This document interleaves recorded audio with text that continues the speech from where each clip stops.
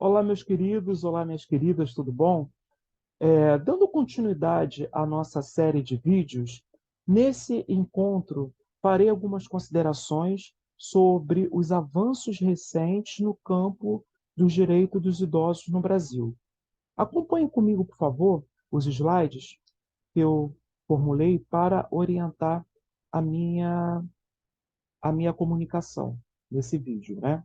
Bom, primeira coisa que é importante a gente destacar quando a gente pensa, né, o crescimento, os direitos dos idosos, né, os avanços acerca, né, dos direitos da pessoa idosa no nosso país, a primeira coisa que a gente precisa refletir é: idoso é uma construção social? O que essa indagação ela provoca, né? O que ela traz aí para a gente debater? Bom, a população mundial está envelhecendo, né? Alguns fatores podem ser colocados, né, como fatores importantes e determinantes nesse processo de envelhecimento, como o desenvolvimento da medicina, uma atenção maior com relação à qualidade de vida, à alimentação, enfim, são alguns aspectos que estão sendo colocados, né, no debate público, né, e no campo da ciência, no caso da medicina, aspectos que têm favorecido o aumento da população idosa, do envelhecimento da população de modo geral. Com esse envelhecimento, no campo das ciências sociais, está havendo um debate sobre a maneira como a sociedade compreende, concebe e se relaciona com as pessoas idosas.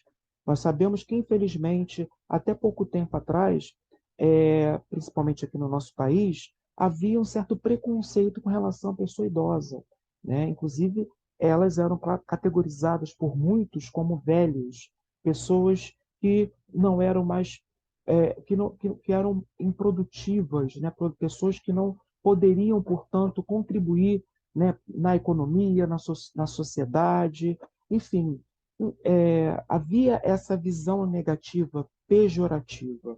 Mas a partir do momento que a gente observa o crescimento da população idosa e todos os debates decorrentes desse processo, há também na sociedade uma ressignificação acerca é, do próprio conceito, né? Da própria palavra, melhor dizendo, da própria categoria de fazer referência a essas pessoas. Então, hoje, em substituição à palavra velho, comumente utiliza-se a palavra idoso. Esse debate mais sociológico, mais antropológico sobre representações dos idosos na sociedade contemporânea, esse debate também tem sido muito vigoroso, né? E aqui eu trouxe algumas referências bibliográficas para vocês terem, como a professora Clarice Peixoto, a professora Rita de Cássia Oliveira, são representantes, né, dessa linha de estudos na antropologia, na sociologia, que tem pensado a ressignificação do lugar do idoso na sociedade contemporânea. De que modo o envelhecimento da população tem impactado nas relações econômicas e jurídicas no mundo? Então é importante primeiro a gente destacar aqui, ó, como vocês podem observar, nesses slides, é possível a gente verificar o crescimento da população idosa, né? E no bojo desse crescimento é esse incremento dos idosos, né, no mundo contemporâneo. Bom, pensando aí uma série é, estatística, nós vamos observar que em 1950, o número geral de habitantes no mundo era 2 milhões e 500 milhões de pessoas no planeta Terra. Esse número saltou para 7 bilhões, 8 milhões em 2020. E espera-se que em 2100 a população mundial vai girar em torno de 10 bilhões e 900 milhões de humanos no planeta Terra, né? No contexto desse processo de crescimento da população, de modo geral, observa-se um crescimento significativo de idosos, ou seja, pessoas com mais de 60 anos. Bom, se em 1950 nós tínhamos no mundo cerca de 202 milhões de idosos, em 2020 esse número saltou para 1,1 bilhão, né? 1 bilhão 100 milhões de idosos no mundo. E nessa linha crescente, espera-se que em 2100 a população de idosos, ou seja, a população acima de 60 anos, compreenda aí 3 bilhões e 100 milhões de humanos, né? Um crescimento aí de mais de 15% nesse 15 vezes, na verdade, né? Se a gente pensar aí essa série histórica, né? Aqui eu apresento, né, uma pirâmide para vocês observarem a distribuição da faixa etária por sexo, por gênero, né, no Brasil, em particular. Bom, de que modo podemos estabelecer relações entre a cultura, as relações sociais e o avanço dos direitos dos idosos no Brasil? Bom, de acordo com o texto que foi produzido pelo Grupo A, Política Nacional do Idoso e Estatuto do Idoso, nós vamos observar uma preocupação crescente com relação aos direitos dos idosos, principalmente a partir de 1990 em nosso país. Alguns fatores explicam isso, né? Conforme eu mencionei, a expectativa de vida crescente, né? Do brasileiro, né? Da população brasileira, que acaba também com aquela representação que o Brasil era um país de jovens, né? O Brasil hoje não é mais um país de jovens. O Brasil é um país que está nesse processo de envelhecimento, né? Essa preocupação, ela também tomou força em função da promulgação da nossa Constituição, a Constituição Federal de 1988. Vale ressaltar que a nossa Constituição, que a Carta Magna, né, do nosso país, considerada como dispositivo cidadão, né? A nossa Constituição é cidadã, e nela já pode-se observar a existência de alguns artigos específicos que versam, que tratam assuntos relacionados aos direitos dos idosos. E a partir da nossa Constituição de 1988, nós vamos observar um movimento interessante no nosso país, no plano jurídico, né, de se pensar outras leis federais, é, que, leis federais que foram também sendo criadas, promulgadas, no campo da atenção dos direitos dos idosos, como, por exemplo, a Lei 8.842 de 1994, a lei que ficou sendo conhecida como a Política Nacional do Idoso. Dentre os pontos, né, dentre as características principais da PNI, é importante destacar que ela orienta a formulação de políticas setoriais, principalmente no campo dos direitos sociais e na promoção da pessoa idosa.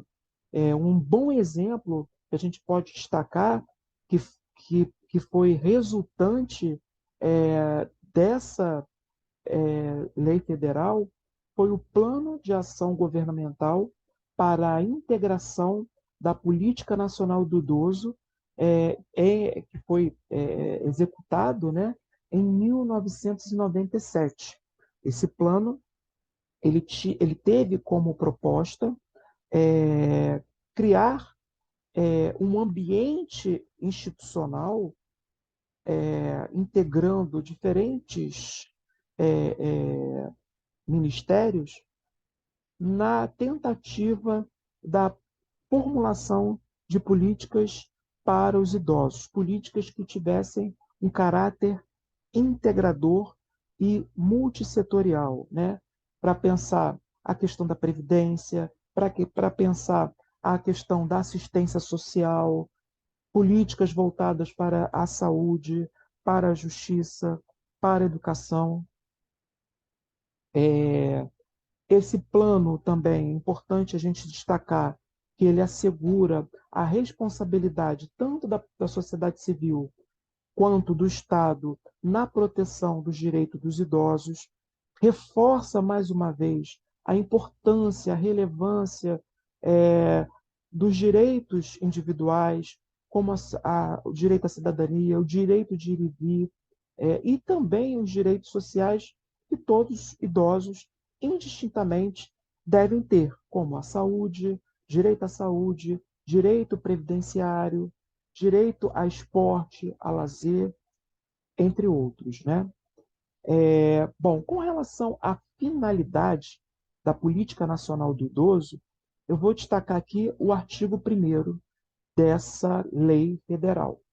Abre aspas. A Política Nacional do Idoso tem por objetivo assegurar os direitos sociais do idoso, criando condições para promover sua autonomia, integração e a participação efetiva na sociedade. O artigo 2º qualifica a pessoa idosa, né? Considera-se idoso, para efeitos dessa lei, a pessoa maior de 60 anos de idade. Então, isso aqui é importante destacar. No campo do direito, idoso é a pessoa que tem 60 anos ou mais. O Estatuto do Idoso foi criado em decorrência a todo esse ambiente institucional, social, que se instaurou no Brasil, né, a partir dos anos 80, a partir da Constituição de 1988, né, da PNI. Né, então, é uma decorrência desse movimento de fortalecimento dos direitos dos idosos. Né? O Estatuto do Idoso reforça mais uma vez os direitos, né, individuais da pessoa idosa, como a liberdade, a autonomia. Mais uma vez, de modo geral, o Estatuto do Idoso assegura, atesta, né, a responsabilidade que o Estado tem e também que a sociedade civil, de modo geral, tem em proteger os direitos dos idosos. Então, é um dever de todos, indistintamente. Então, o Estatuto do Idoso faz essa afirmativa, né? Ele traz isso mais uma vez. Com relação à administração pública voltada à atenção à pessoa idosa, primeira coisa que a gente precisa destacar, o princípio da universalidade. O direito dos idosos são universais. Não podemos fazer distinção por etnia, condição social, pertencimento religioso. Né? Os direitos são para todas as pessoas idosas de forma indistinta. Né? Preferencialidade. Né? Cabe à administração pública estabelecer atendimento preferencial aos idosos, no que tange a aquisição de imóveis populares que são financiados pelo governo e também na questão da saúde. Né? Os idosos têm preferência no atendimento à saúde pública. Vale destacar que essa preferencialidade a gente precisa fazer uma ponderação em relação a esse direito. Digamos, vou dar um exemplo. Uma fila, né, de pessoas que estão esperando para serem pessoas que estão esperando para serem aí transplantadas. Se nessa fila nós tivermos pessoas, né, numa posição mais à frente, pessoas com estado grave, independentemente da idade dessas pessoas, elas precisam ser atendidas de forma preferencial. Então, a preferencialidade, ela vai até, com exceção a esses casos graves, como eu acabei de mencionar nesse exemplo.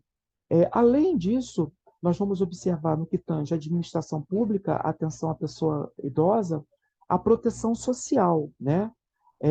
A Lei Orgânica da Política Nacional do Idoso e Estatuto do Idoso, né? No que tange aí a assistência social.